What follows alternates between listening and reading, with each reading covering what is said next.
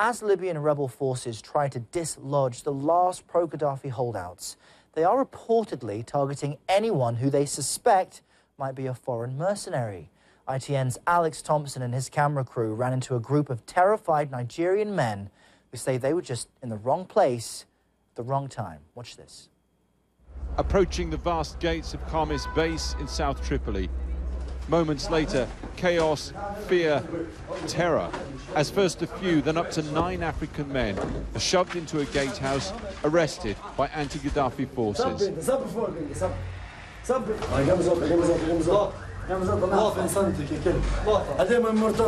These are Gaddafi fighters. Gaddafi fighters.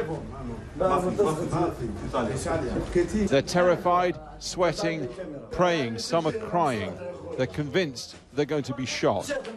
They keep whispering to us, stay here with us, stay here, please. Celebratory gunfire increases their terror.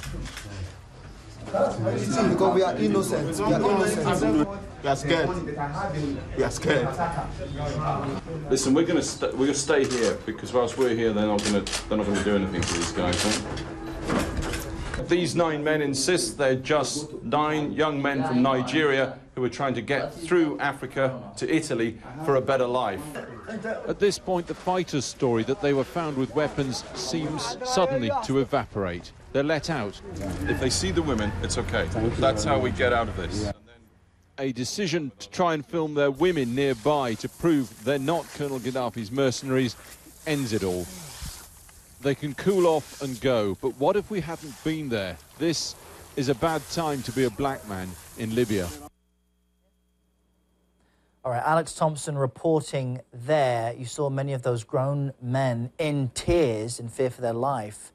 But this has been a major problem for foreign laborers who are still in Libya. Many of them have left since the uprising began, but for those who remained, their life is full of fear right now. So I want to bring in Diana El-Tahawi to talk about this. She's a researcher on North Africa for Amnesty International, and she joins me from Tripoli right now. Diana, thanks for your time. First, just explain why there's such a confusion in Libya between mercenaries and migrant workers.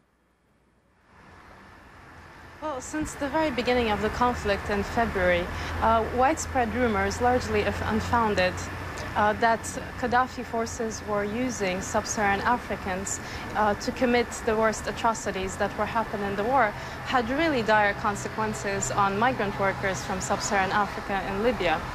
Many of them faced revenge attacks and other reprisals by regular Libyans as well as by armed men. In fact, yesterday I was at a hospital in Tripoli interviewing an injured man. He was Libyan, but he was a black Libyan from the Tawarga region.